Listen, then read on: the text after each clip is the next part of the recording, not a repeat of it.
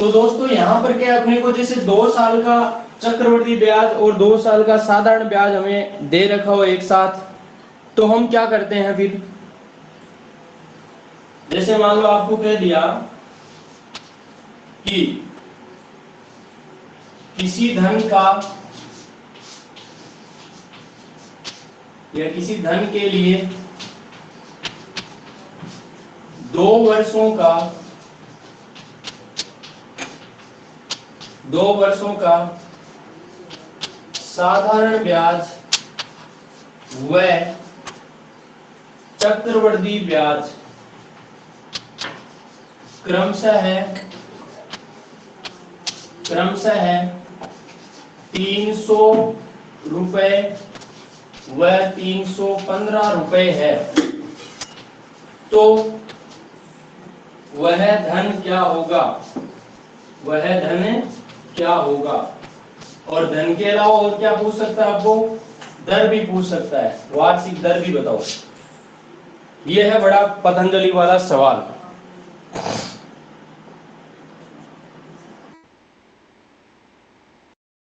क्या करेंगे अपन, समझना बेसिक से, बिल्कुल ध्यान से समझना। सबसे पहले यदि अपन को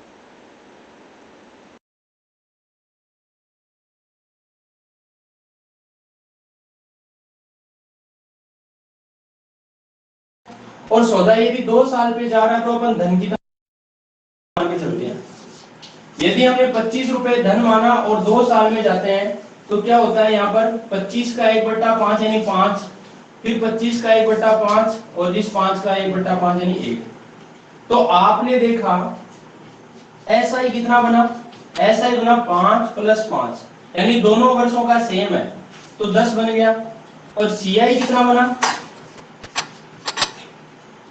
क्लास चालू है, बात करो स्टूडेंट। एडवर्टाइज नहीं आती है बीच में। हाँ ये एडवर्टाइजमेंट आ गए भाई सामने, किसका दिया विनोद सर, मोबाइल का एडवर्टाइजमेंट होगी क्या? चलो ले लो क्लास। चलिए दोस्तों, ये विनोद सर है, तहसील में हैं अभी यहाँ पर शाहबाद में, मेरे साथी मित्र, शाहबाद के पहले मित्र। देखिए दोस्तों, यहाँ पर साधारण ब्याज तो कितना बन गया, 10 बन गया, और चक्रवृद्धि ब्याज कितना बन गया, चक्रवृद्धि ब्याज बना 5 और 5 10 और ये कितना 11 रुपए बना, यही बना। तो आपने क्या देखा यहाँ पर, पहले साल की यदि बात करूं तो पहले साल का साधारण ब्याज जितना है उतना ही चक्रवृद्धि ब्याज है, दूसरे साल का जितना साधारण ब्याज है उतना चक्रवृद्धि ब्याज नहीं है, चक्रवृद्धि ब्याज क्या है, इससे ज्यादा है, यानी ये 5 है तो ये कितना है, 6 है चक्रवृद्धि ब्याज। ये बात आपने समझी होगी। तो कहने का मतलब ये है कि यदि मैं फर्स्ट ईयर की बात करूं तो फर्स्ट ईयर का जितना साधारण ब्याज है ना उतना ही क्या होगा, चक्रवृद्धि ब्याज होगा। और यदि ये बात आपके समझ में आ गई हो तो फिर मामला एकदम फिट हो जाएगा दिमाग में, ठीक है ना, कोई दिक्कत ही नहीं आएगी आपके। देखो कैसे, आपको कहा कोई भी धन है जिसका 2 वर्षों का साधारण ब्याज तो ये है और 2 वर्षों का चक्रवृद्धि ब्याज ये है, ठीक है। अब दोस्तों 2 वर्ष का देखिए कितना दे रखा है, ऐसा ही दे रखा है 300 और सीए दे रखा है 315, ये 2 वर्ष के लिए दे रखा है। अब हम चलते हैं कहां पर, एक तो फर्स्ट ईयर की बात करते हैं और दूसरे हम सेकेंड ईयर की बात करते हैं। तो आपको पता है कि फर्स्ट ईयर का जितना साधारण होगा उतना ही क्या होगा, सेकेंड ईयर का साधारण होगा। कहने का मतलब ये 300 है तो 300 का आधा कितना होगा, 150 रुपए ही तो पहले साल का साधारण ब्याज होगा और 150 रुपए ही दूसरे साल का साधारण ब्याज होगा। और ये बात भी आपको पता होगी कि जितना साधारण ब्याज है पहले साल का उतना ही पहले साल का चक्रवृद्धि ब्याज, यानी कि ये भी कितना होगा, 150 ही होगा। अब जो बच गया वो क्या हो गया, सेकेंड ईयर का चक्रवृद्धि ब्याज हो गया। अरे भाई 300 से ही कितना ज्यादा है, 15 ज्यादा है ना, तो 150 में 15 जोड़ दो, 150 और 160 65, ये हो गए 165 रुपए। मेरी बात समझ में आ गई होगी शायद आप लोगों के, कि पहले साल का साधारण ब्याज है उतना ही पहले साल का चक्रवृद्धि ब्याज, दूसरे साल का ये साधारण ब्याज है, ये दूसरे साल का चक्रवृद्धि ब्याज है, ये 2 साल का साधारण ब्याज है, ये 2 साल का चक्रवृद्धि ब्याज है। इतने में शायद किसी के डाउट नहीं हुई होगी। क्लियर है क्या भाई मामला? यस और नो में जवाब दीजिए फटाक से।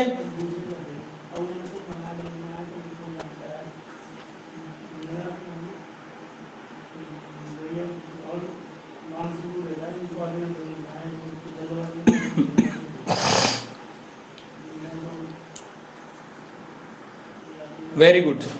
अब देखो, आपने देखा कि दर कैसे निकालें।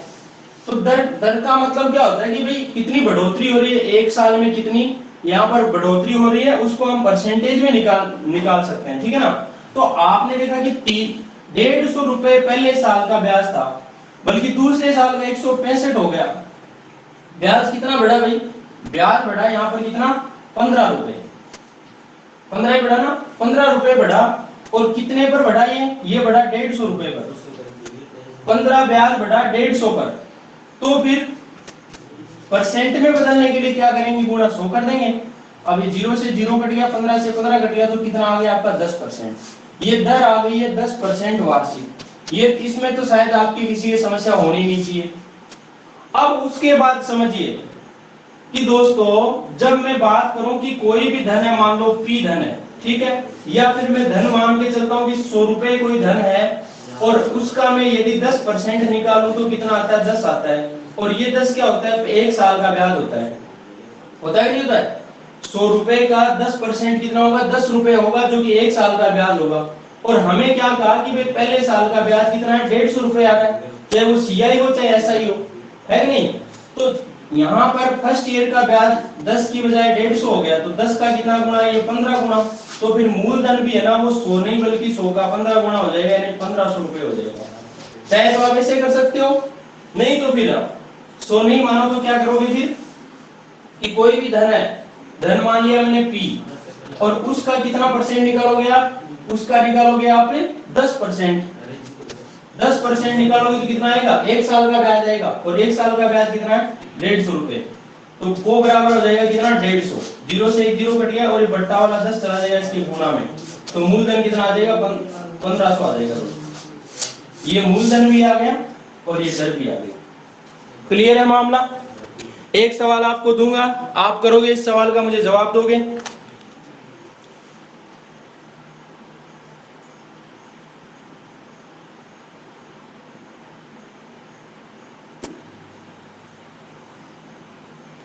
देखो यहां पर 2 वर्ष के लिए साधारण ब्याज 260 रुपए कर लेना, ठीक है। और चक्रवृद्धि ब्याज है वो कितना बढ़ा देना? 266.50। और इस सवाल का जवाब दोगे, ठीक है। इसमें दर भी बतानी है और धन भी बताना है, आपस में बात नहीं करोगे।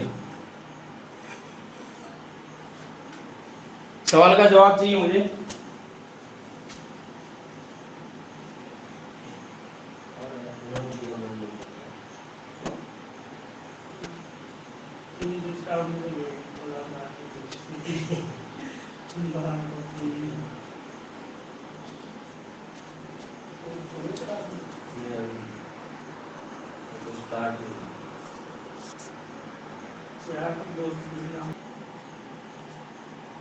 अब देखिए दोस्तों, सीधी सी बात है, यहां पर आप तो लिख दो फर्स्ट और सेकंड। जितना साधारण ब्याज है उसको 2 भागों में बांट दो, तो 260 का आधा कितना होगा? 130। ये भी 130, ये भी 130 और ये भी 130, क्योंकि ये SI की लाइन चल रही है और ये CI की लाइन चल रही है, ठीक है ना। CI जितना पहले साल का होगा उतना ही पहले साल का SI होगा। ये फर्स्ट ईयर है और ये सेकंड ईयर है। अब बात करें कि ये 266.50 रुपए हो गए, तो ये किसकी वजह से हो रही है? ये चक्रवृद्धि ब्याज का सौदा हो गया। तो आपने देखा 130 में 130 जोड़े, तो भाई 130 तो आना ही आना, लेकिन उससे कितना ज्यादा है वो इसमें जोड़ के लिख दो। तो 266 है, मतलब 60 से 6 ज्यादा है, 6.50, तो 136.50 हो जाएगा ये, सॉरी, ठीक है ना। 136.50 या 136 रुपए और 50 पैसे आ गया। अब आप देखिए दोस्तों, यदि दर निकालनी है तो आपने देखा फर्स्ट ईयर तो ब्याज इतना ही था, सेकंड ईयर इतना हो गया, तो कितना बढ़ा ब्याज? ब्याज बढ़ा यहाँ पर 6.50 रुपए। कितने पर बढ़ा? 130 पर। गुणा में लगा दो कितना? 100%। में आ जाएगा, मतलब दर आ जाएगी। ये आ रही बात समझ में? तो दोस्तों देखिए, यदि इसका पॉइंट हटाएंगे तो आगे 2 अंक है, 2 जीरो नीचे बढ़ जाएंगे। काट पीट करो, 3 जीरो से 3 जीरो कट जाएंगे, इसे 13 से 65 कट जाएगा, 5 बार यानी 5% की दर आ जाएगी। ठीक है। अब बात आती है कि भाई यहाँ पर धन कैसे निकाले। तो मान लो मूलधन P रुपए है और P का यदि 5% निकालते हो, 5/100 निकालते हो, तो वो किसके बराबर होगा? वो होगा 1 साल का ब्याज होगा, चाहे चक्रवृद्धि होगा चाहे साधारण, दोनों एक ही चीज है। तो बराबर लिख दिया मैंने 1 साल का 130। यदि 2 साल का निकालना चाहते हो तो 5 गुणा 2/100 करोगे, जो कि 130 और 130 कितना होगा? 260 होगा। ठीक है ना? 10% हो जाएगा ब्याज। लेकिन अपन 2 साल पे क्यों जाए, 1 साल में काम चला लेना भाई। अब देखो 5 से कट गया कितनी बार? ये 26 बार। 5 गुणा 10 3 30 6 5 30, 26 पंजे 130। और ये बट्टा वाला 100 जो है वो कहां चला जाएगा? इसके गुणा में। तो मूलधन कितना आ जाएगा? 100 गुणा 26 यानी 2600 रुपए आ जाएगा। जिन्होंने ये आंसर दिया है बहुत अच्छी बात है, वेरी गुड, शाबाश। किसी की कोई दिक्कत? तो ऐसे प्रश्न को इस तरीके से सरल कर देना है।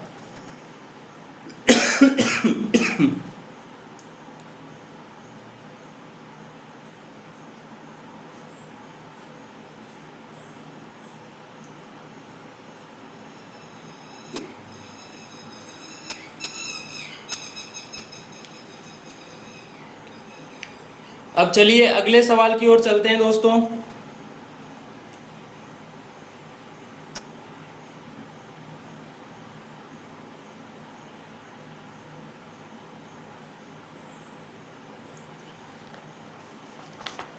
अब हालांकि मैं अंतर वाला सवाल आपको करवा चुका हूं, लेकिन एक सवाल है,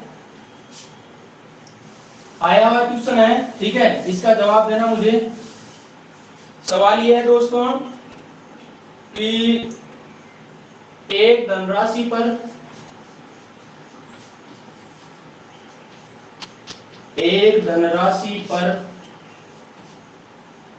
10% की दर से 2 वर्षों के CI और SI का अंतर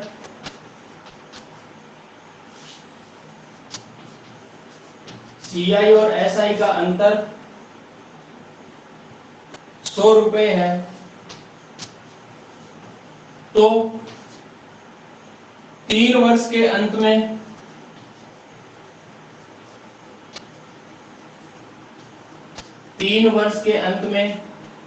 कुल SI क्या होगा, यानी साधारण ब्याज क्या होगा? जल्दी बताओ। देखें, तरीका बता चुका हूं, ये क्वेश्चन करवा चुका हूं, लेकिन फिर भी आपसे पूछ रहा हूं कि कैसे करोगे आप।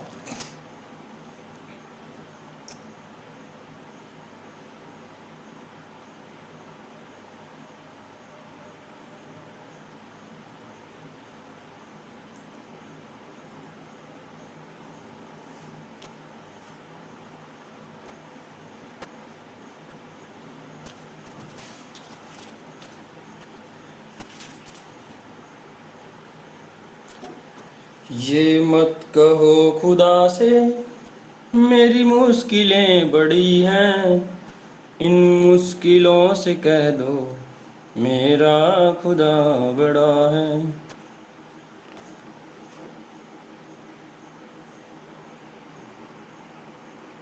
अग्नि में तपके सोना है और भी अखरता, अग्नि में तपके सोना।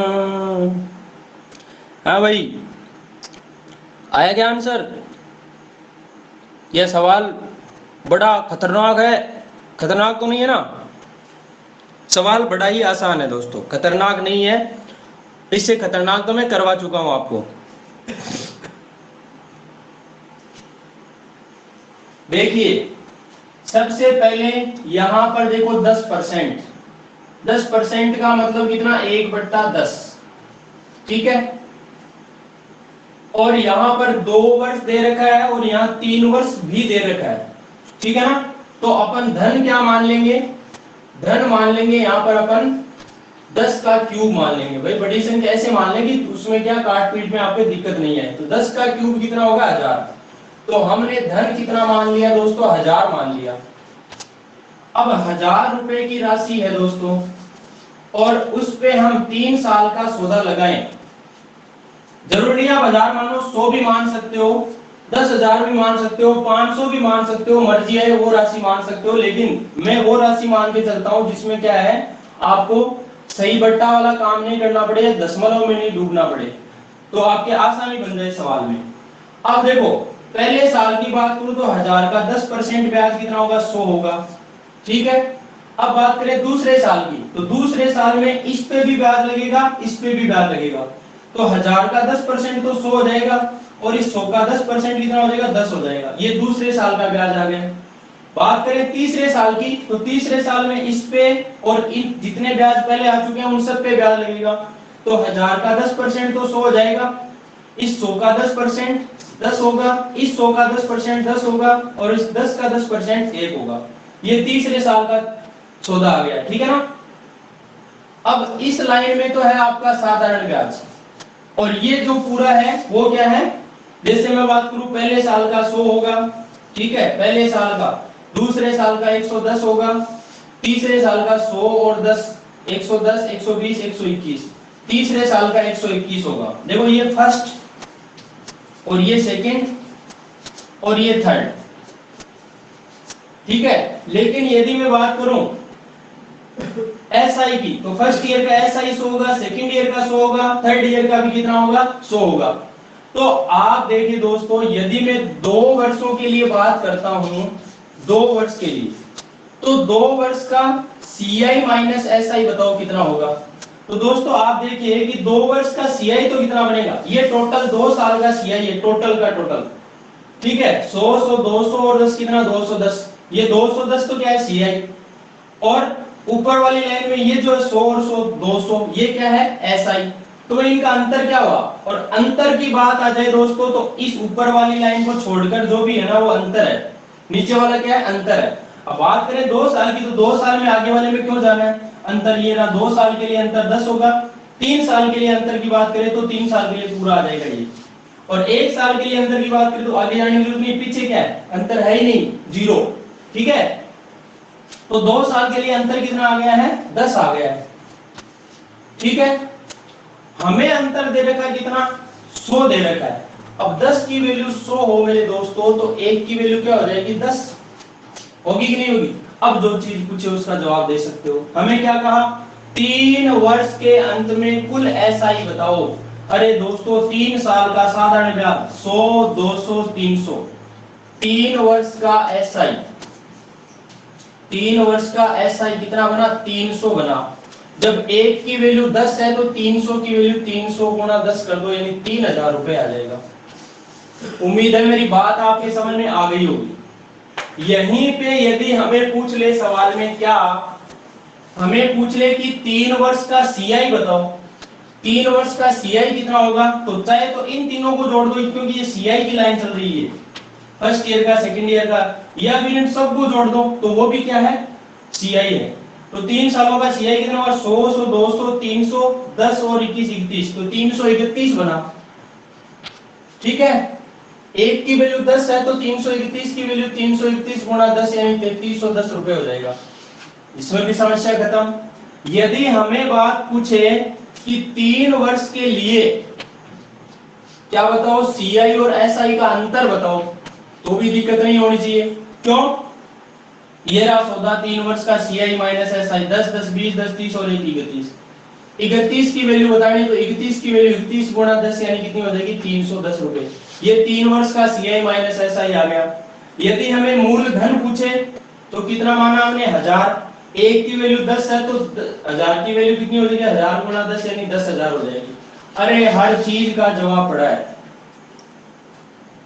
है कोई डाउट किसी के।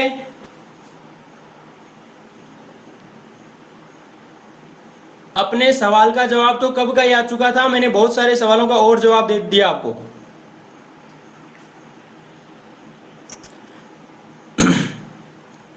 यहां पर यदि हमें पूछे फर्स्ट ईयर का सीआई बताओ, तो फर्स्ट ईयर का कितना है सीआई, 100 रुपए है। 100 की वैल्यू निकाल दो, 100 गुणा 10,000। सेकेंड ईयर का सीआई बताओ, तो 110 है, 110 गुणा 10 तो 1100 रुपए हो जाएगा। थर्ड ईयर का मतलब तीसरे वर्ष का, एक तो बोले 3 वर्षों का, एक बोले तीसरे वर्ष का, तो तीसरे वर्ष का कितना हो जाएगा, 121 गुणा 10। यदि दोस्तों इन क्वेश्चनों को फॉर्मूले से करोगे ना, तो फॉर्मूले में फंसे ही रहोगे आप। बल्कि ये तरीका यदि आप अपना लोगे, तो चाहे 3 साल दे, चाहे 3.5 साल दे, 4 साल दे, 5 साल दे, कुछ भी दे, आपको प्रॉब्लम नहीं आने वाली, ये मेरी गारंटी है। लिखित में ले सकते हो स्टाम्प पर।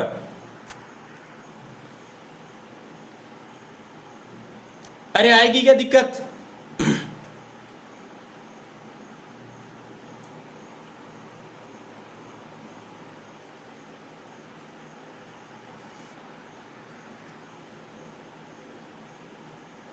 अब देख ले भाई विकास मान,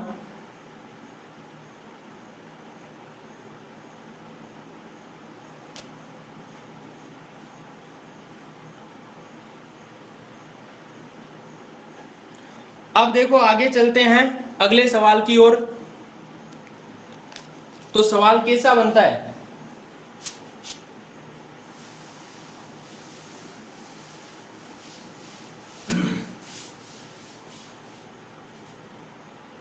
सवाल ये है,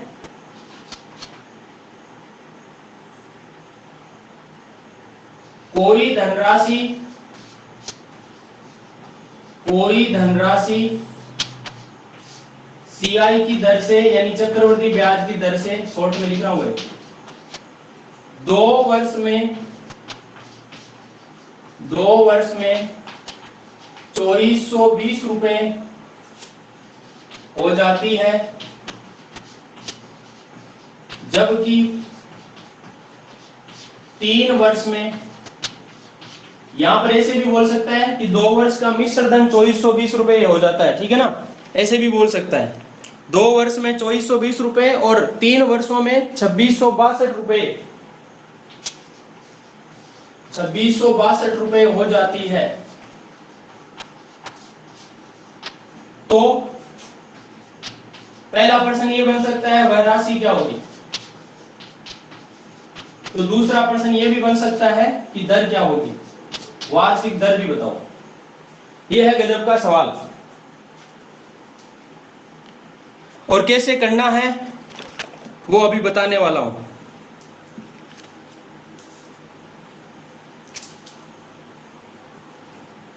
समझो भाई, देखिए दोस्तों, कोई धन था मान लो P, हमें पता नहीं क्या था, P मान लिया हमने, और वो धन 2 साल बाद कितना हो गया, 2 साल बाद में हो गया वो 2420 रुपए हो गया, जबकि वही धन 3 साल बाद कितना बन गया, 2662 रुपए बन गया। ये 3 साल बाद बन गया, 2 साल बाद 2420, 3 साल बाद 2662। अरे तो ये देखिए कि 2 से 3 हुआ, लेकिन ये फिर गैप कितना रह गया इन दोनों के बीच में, तो आप कहोगे सर ये 1 साल का रहेगा गैप, 1 साल ही तो हुआ, क्योंकि 2 साल में इतना, 3 साल में इतना, तो 1 साल में इनका जो गैप आ रहा है वो ये आ रहा है। सबसे पहला काम है इनका अनुपात निकालो, काटो इनको, जितना काट सकते हो उतना काटो। 2 के पाटे से ही काटते हैं पहले तो भाई, 2 से काटा तो देखो 2 से 12 हुआ, 2 एकम 2, ये 0, इसको 2 से काटा, 2 एकम 2, 2 3 6, 2 3 6, 2 एकम 2, 1331। मुझे लग रहा है कि 11 के पाटे से कट जाएंगे, 11 11 121, और ये 11 एकम 11, और बचा कितना, 2 बचा तो 23 हो गए, 11 दूना 22, 1 बचा, 11 एकम 11, फिर 11 से कट रहा है, 11 ढाई 110, और 11 11 121, यानी 10:11 आ गया। अरे ये 10:11 क्या चीज है भाई, 10:11 का मतलब ये हुआ कि यदि कोई धन 10 रुपए है तो वह 1 साल बाद कितना बन जाएगा, 11 बन जाएगा। यदि ये बात हमारी पकड़ में आ गई ना दोस्तों, तो किसी से डरने की जरूरत नहीं है। अरे कैसे? देखो 10 रुपए से 11 बने एक साल में, तो हमें तो दर एक साल की तो बतानी है, वार्षिक दर ही तो बतानी है। तो क्या हो जाएगा कि यदि 10 रुपए से 11 बन रहे हैं तो एक साल में कितना ब्याज हुआ? 1 रुपया। कितने पे? 10 पे, और गुणा में 100 लगाते ही कितना आ जाएगा? ये 10% दर आ जाएगी। कोई समस्या आपके नहीं होनी चाहिए इस मामले में। फिर यदि मैं बात करता हूं इस सौदे की, यहां देखो टाइम कितना लगा है, कोई भी धन P है तो वो 2 साल बाद इतना बन रहा है। अरे 2 साल का सौदा क्या होगा? जब एक साल में कोई धन 10 रुपए से 11 बन रहा है तो 2 साल के लिए क्या बना? मैंने क्या बताया था आपको? 2 साल के लिए 10 का स्क्वायर से 11 का स्क्वायर नहीं बनेगा क्या? 3 साल की बात करें तो 10 का क्यूब से 11 का क्यूब बनता है यानी कोई धन 100 है तो वह 10% की दर से 2 साल बाद कितना बन जाएगा? 121 बन जाएगा चक्रवृद्धि ब्याज की दर से। तो यहां पर जो अनुपात एक साल के लिए 10 से 11 है, तो यहां पर यदि कोई धन मान लो 10 का स्क्वायर यानी 100 होगा तो वो 2 साल बाद कितना बन जाएगा? 121 बनेगा कि नहीं बनेगा? बन जाएगा ना? 100 धन है तो 121 बन जाएगा। लेकिन भैया यहाँ 121 नहीं बन रहा, यहाँ बन रहा है कितना? 2420। अरे जब 121 की वैल्यू 2420 है तो एक की वैल्यू कितनी? भाग दे दो 121 का। देखो 121 दूना 242 यानी दुगुना और आगे 0। अरे एक की वैल्यू आ गई 20। जब यहाँ दोस्तों धन 121 नहीं रहा बल्कि इसका 20 गुना हो गया तो फिर ये जो मूलधन है वो भी 100 नहीं रहेगा, ये भी 20 गुना हो जाएगा, यानी कितना हो जाएगा? 2000 रुपए आ जाएगा। मेरा ये जो तरीका है वो आपको कैसा लगा जल्दी बताएं। समझ में आया कि नहीं आया? किसी फॉर्मूले की जरूरत है क्या आपको?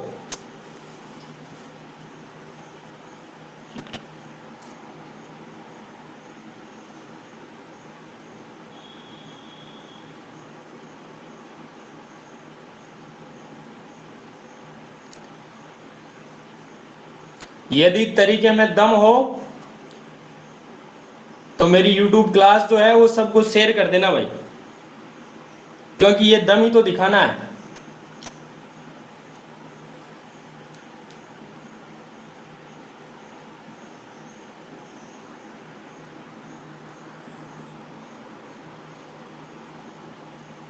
कम से कम 10 लोगों के ये क्लास मेरी अपलोड हो जाएगी YouTube पर, ठीक है ना?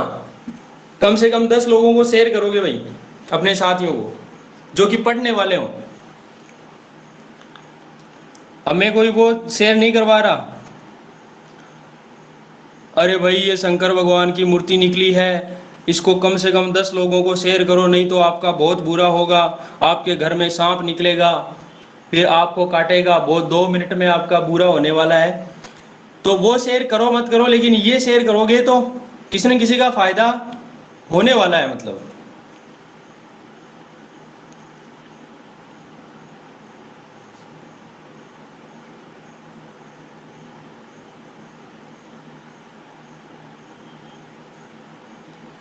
ये बात समझ में आ गई ना भाई सभी के?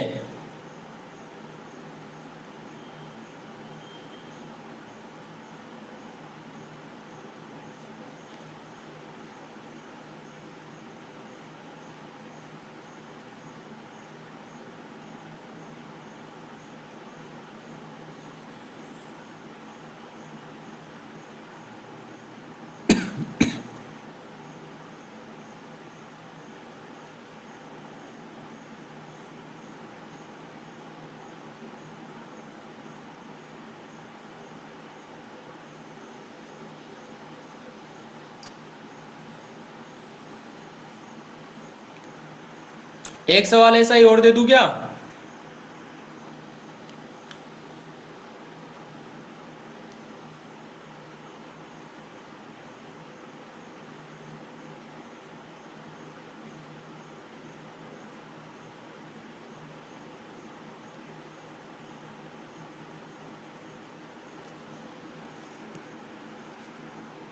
यहां पे दोस्तों आप जो 2 वर्ष में मिश्र धन है 2420 की जगह कर लो आप 1800 रुपए। यहां पे लिख रहा हूं मैं 1800 रुपए, और 3 वर्ष में लिख रहा हूं 2160 रुपए। अब मुझे वो राशि भी बताइए और दर भी बताइए।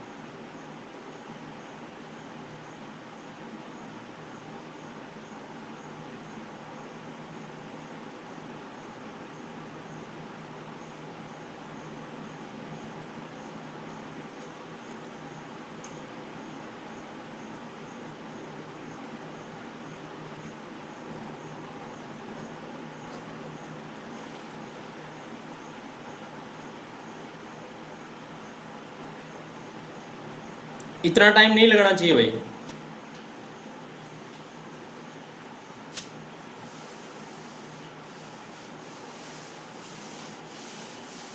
देखो, कोई धन पी रुपए है, 2 साल में कितना बन जाता है? 1800 रुपए। वही धन 3 साल में कितना बन जाता है? 3 साल में 2160 रुपए बन जाता है। अनुपात निकालो। ये देखो, ये कितना साल देगा वो भी ध्यान से देखना। 2 साल से 3 सालों में 1 साल का काम हो रहा है। और इससे डायरेक्ट दर आ जाएगी अपनी। 0 से 0 कट गया। देखो, 36 के पहाड़े से 5 बार कट गया, 36 के पहाड़े से 6 बार कट गया। 36 और 36 गाने 216। आपसे जैसे कटे ना वैसे काट लेना। कोई जरूरी नहीं कि आप 36 से काटो, 5 से, 2 से, 3 से, 9 से, जो भी आप काट सकते हो जिससे वो काट सकते हो। ठीक है ना, मर्जी आपकी है। 5 से 6 बना, मतलब क्या हुआ? 1 रुपया ब्याज कितने पर? 5 पर। गुणा में 100। अरे कितना आ गया? 20%। दर आ गई है 20% वार्षिक। अब बात करें धन कैसे निकालें। यहाँ कितना साल है दोस्तों? 2 साल। यदि 3 साल होगा तो देखो 5 का क्यूब करते 6 का क्यूब, लेकिन यहाँ 2 साल है तो 2 साल के लिए क्या करोगे? 5 का स्क्वायर से 6 का स्क्वायर। तो यहाँ 5 का स्क्वायर कर दो, यानी कितना? 25। अनुपात 6 का स्क्वायर कितना? 36। यानी कि 25 रुपए का यदि धन हो तो वो 2 साल बाद कितना बन जाता है? 36 बन जाता है। तो 36 की वैल्यू यहाँ पर अपने को दे रखी है कितनी? 1800। कितना गुना हो रहा है भाई? 36 पंजे 180 और आगे 0, यानी 50 गुना है। जब यहाँ 50 गुना है तो फिर धन भी उतना नहीं रहेगा, ये भी कितना गुना हो जाएगा? 50 गुना हो जाएगा। तो 25 पंजे 125, आगे 0, 1250 रुपए आ जाएगा आपका मूलधन। मूलधन 1250, दर आ जाएगी 20%। है किसी के डाउट?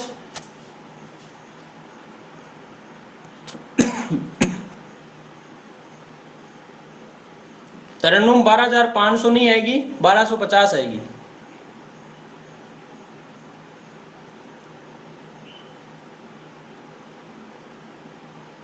चलो एक सवाल और लेते हैं सही। यहां पर दोस्तों मैं 2 वर्ष की बजाय कर रहा हूं कितना? 3 वर्ष। और 3 वर्ष में कोई धन बन रहा है, कितना बनाया मैंने? 1080 रुपए या 10,800 कह दो, ठीक है। 10,800 रुपए, बल्कि 4 वर्ष में वह कितना बन रहा है? 4 वर्ष में बन रहा है मेरे दोस्त 16,200 रुपए। तो बतानी है वह राशि और दर, जल्दी बताओ। सर 3 वर्ष में कितना लिख रहा है सर ये? 3 वर्ष में 10,800। ठीक है। 10,800, 4 वर्ष में 16,200। जल्दी करो, तरीका वही है, मेथड वही है। 3 साल हो, 4 साल हो, 5 साल हो, कुछ भी हो, उससे डरना नहीं है।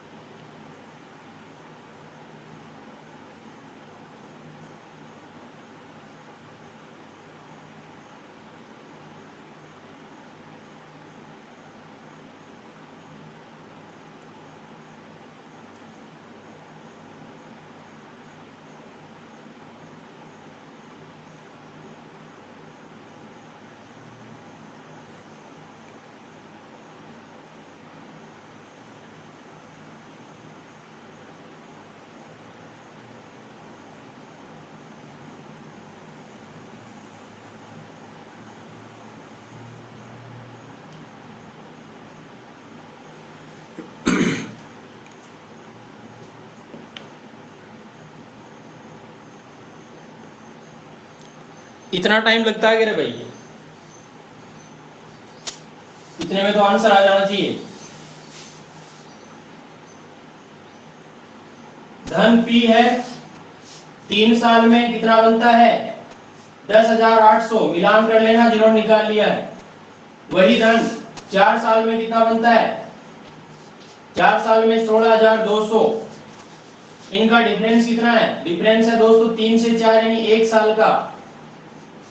ठीक है, काट पीट करो, 2 जीरो से 2 जीरो कट गए और इसको काटो। देखिए 8 और 1 9 के पड़े से 6 2 8 1 9 के पड़े से कटाना है। 9 एकम 9 और 1 बचा तो 18, 9 दूनी 18 और फिर ये 9 से कटा, 9 एकम 9, 7 बचा तो 72, 9 8 72। ये 6 के पड़े से कट रहे हैं, 6 दूना 12, 6 3 18। ये 2:3 आ गया। जब 1 साल में 2:3 होता है, दर कितनी होगी भाई? दर हो गई 2 से 3 यानी 1/2 रुपए पर गुणा में 100। तो दोस्तों ये आ गया 50%। दर तो आ गई है 50% वार्षिक। अब बात करें धन की, तो देखो यहाँ समय कितना है? 3 साल है। दोस्तों यदि 1 साल में कोई धन 2 से 3 हो रहा है तो 3 साल के लिए क्या करेंगे? इसका क्यूब करेंगे। 2 का क्यूब होगा कितना? 8 और 3 का क्यूब कितना? 27। ये आएगा। अपने को यहाँ 27 नहीं बल्कि कितना दे रखा? 10,800। जब 27 की वैल्यू 10,800 है यानी 27 का कितना गुना? 27 चौका 108 और आगे 2 जीरो यानी 27 का 400 गुना हो रहा है। तो यहाँ पर धन भी 8 ना होकर 8 का 400 गुना हो जाएगा यानी 832 और आगे डबल जीरो। 3200 रुपए क्या आ जाएगा? आपका धन आ जाएगा। क्लियर है मामला? लेकिन एक चीज और बता दूं आपको,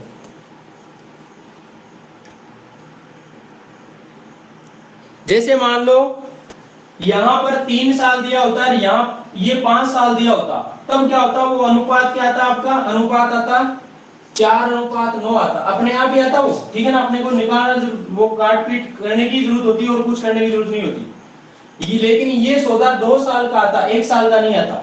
1 साल का निकालने के लिए क्या करना पड़ता है? इसका रूट करना पड़ता, यानी 4 का रूट 2 और 9 का रूट कितना? 3। तो वो 2:3 ही बनता।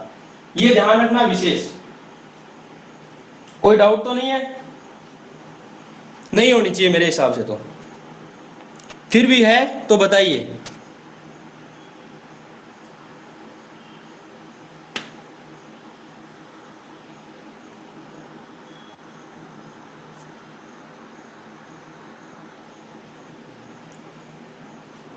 फिर भी डाउट है तो बताइए भाई। नहीं है डाउट, है ना? चलो अच्छी बात है, रहना भी नहीं चाहिए।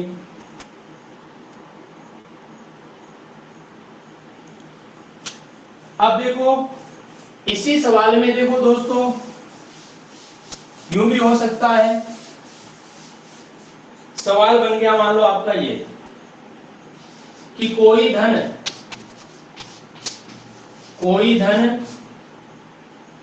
चक्रवृद्धि ब्याज की दर से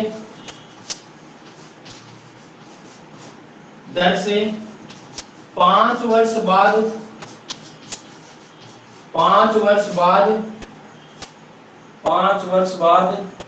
9,000 रुपए हो जाता है।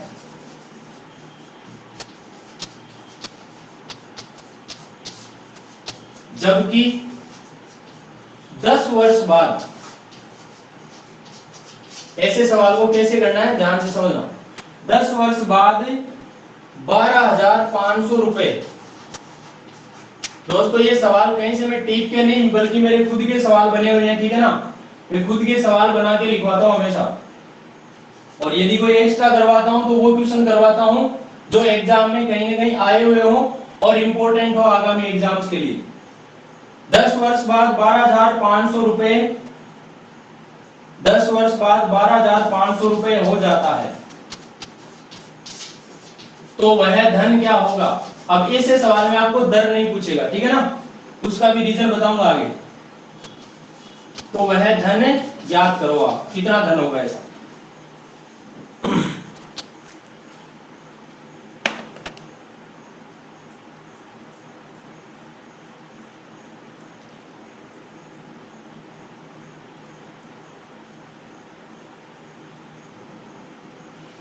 तो समझो ध्यान से,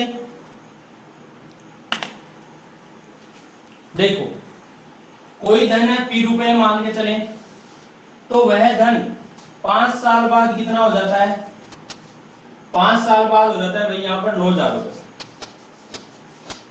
और वही धन 10 साल बाद कितना हो जाता है? 12,500 रुपए हो जाता है। तो आपने यहाँ पर क्या देखा, 9,000 से 12,500 होने में कितना समय लग रहा है? ये 5 साल है और ये 10 साल है, तो इसका मतलब यहां से यहां जाने में कितना टाइम लगा? 5 साल। सबसे पहला काम है अनुपात निकालो। 2 जीरो से 2 जीरो कट गए, 5 के पहाड़े से 18 बार कट गया, 5 के पहाड़े से 25 बार कट गया, 25 पंजो 125 और 18 पंजो 90। 1 मिनट दोस्तों, ऐसे कैसे हो गया ये?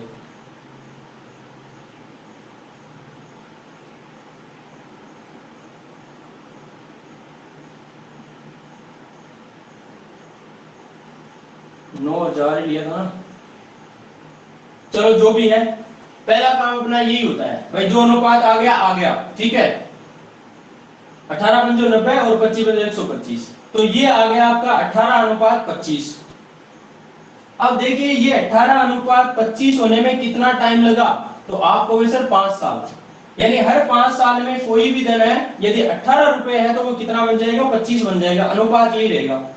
और ये सवाल बना इसीलिए, यहां यदि 5 साल है मेरे दोस्त और यहां भी कितना है? 5 साल, तो फिर जो अनुपात इन 5 साल का है वही अनुपात इन 5 साल में रहेगा। चाहे धन कुछ भी हो उससे मतलब नहीं, मिश्र धन कुछ भी हो उससे मतलब नहीं, लेकिन सौदा चक्रवर्ती ब्याज में 5 साल का हमेशा यही रहेगा, क्योंकि दर पे चलता है काम, ठीक है ना। धन तो बदलता रहता है, रेट के अकॉर्डिंग काम होता है।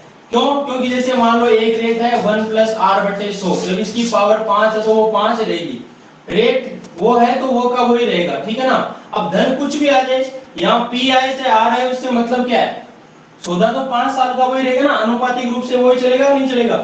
तो कहने का मतलब ये हुआ कि यदि इन 5 साल में 18 से 25 हो रहा है, तो इन 5 साल में भी कितना होगा भाई? धन 18 से 25 होगा, ठीक है ना। 18 है तो कितना बन जाएगा? 25। लेकिन अगले ने 25 नहीं, कितना बना दिया इसको? 9,000 बना दिया। 25 की वैल्यू कितनी है? 9,000, ठीक है। अब 1 की वैल्यू कितनी आ जाएगी? तो यहां से मैं डायरेक्ट काटूंगा क्या? 9,000 में 25 का भाग दो, 25 से 100 कट गए 4 बार, और 9 चौक 36, यानी कितना आ जाएगा? 360 आ जाएगा। 1 की वैल्यू 360 आ गई, तो धन कितना होगा? धन भी है ना, और इसका 360 गुना हो जाएगा। 0 18 108 18 54 और 10 कितना? 64। 6,480 रुपए क्या आ जाएगा? धन आ जाएगा। क्लियर है मामला? यदि ऐसा सेम, चाहे वो 5-5 साल बने, चाहे 10-10 साल बने, चाहे 15-15 साल बने, चाहे 6-6 साल बने, चाहे 3-3 साल बने, यानी सेम बने,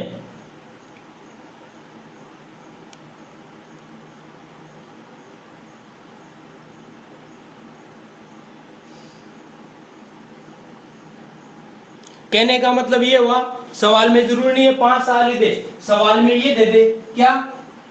कोई धन चक्रवृद्धि ब्याज की दर से T वर्ष बाद इतना हो जाता है, जबकि 2T वर्ष बाद 12,500 हो जाता है, तो वह धन बताइए। तब भी क्या होगा?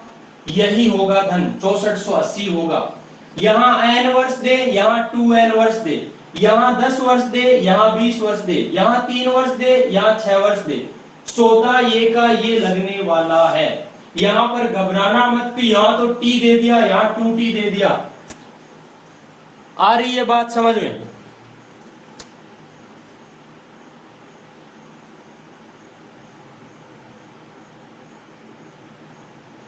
क्योंकि सवालों में ऐसे हो सकता है T वर्ष बाद इतना, 2T वर्ष बाद इतना, अपन तो घबरा जाते हैं, अरे यार ये क्या हुआ। लेकिन बात तो वही है ना कि T सेम ईयर हो रहा है, अंतर समान आ रहा ना।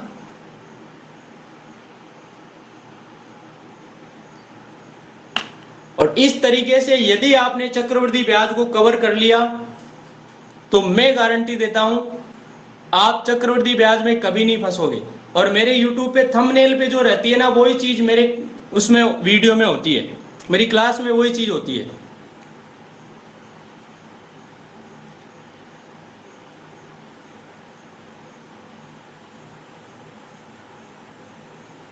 इस तरीके से यदि बच्चा पढ़ लेता है तो उसको कहीं भी दोबारा कोचिंग करने की जरूरत नहीं होती है।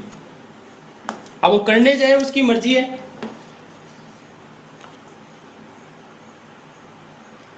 अरे भाई क्लियर हो रहा है क्या मामला या नहीं?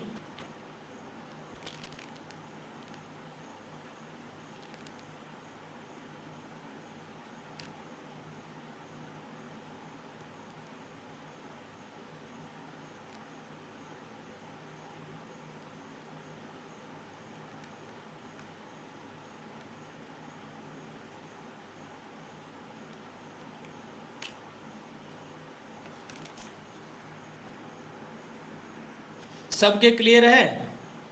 Very good. तो ऐसा सवाल एग्जाम में आ जाएगा, कर लोगे?